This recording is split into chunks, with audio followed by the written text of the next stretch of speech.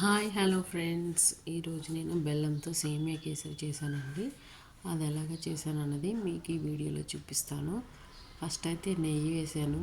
నెయ్యిలో కొంచెం జీడిపప్పు వేసి అలా రోస్ట్ చేసుకున్నానండి. చాలా బాగా వచ్చింది. మీరు కూడా ట్రై చేయండి. పంచదార తినకుండా వాడు బెల్లం వేసుకొని తినవచ్చు. చాలా బాగుంది. నాకైతే చాలా నచ్చిందండి. నెయ్యి కూడా నేను ఎక్కువేమి వేయలేదు, చూపిస్తాను మీకు వీడియోలో.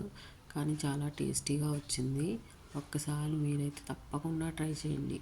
చూడండి, నేను ఈ గ్లాస్తోని సేమియా కేసరి ఆల్రెడీ రోస్టెడ్ తీసుకున్నానండి. ఆల్రెడీ రోస్ట్ కాబట్టి కొంచెం వేయించుకుంటే సరిపోతుంది. తర్వాత నేను మళ్ళీ అదే గ్లాస్తో 2 గ్లాస్ ఆఫ్ వాటర్ తీసుకున్నాను. సరిపోయిందండి, మంచిగా ఉడికింది. మనం ఉడికిందా లేదా అని కూడా టెస్ట్ చేసుకోవచ్చు.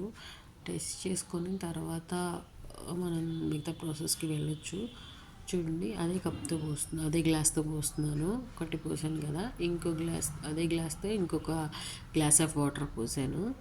అది ఉడికేంత వరకు చక్కగా కలుపుకుంటూ స్ప్రెడ్ చేసుకుంటూ మనం ఉడికిందా లేదా అన్నది చెక్ చేసుకుంటూ చూడాలండి. అది ఉడికిన తర్వాతే మనము బెల్లం అనేది వేయాలి. ఎందుకంటే ఉడకకుండా వేసామంటే అది గట్టిగా అలాగే సేమియా అలాగే ఉండిపోతుంది. అది ఉడికిన తర్వాత అయితేనే మంచిగా చక్కగా టేస్టీగా వస్తుంది. నోట్లో వేసుకోగానే కరిగిపోతుంది.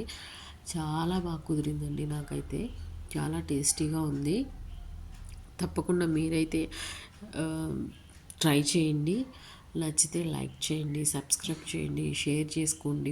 మీకు ఒక్కసారి అయితే ట్రై చేయండి. నేను ఒక ఇలాచీ ఒకటి వేసానండి.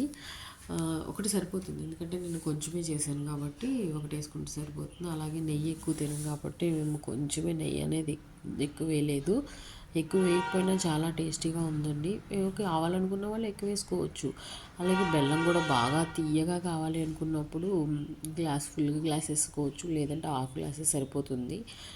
కావాలంటే 3/4 గ్లాస్ వేసుకోవచ్చు.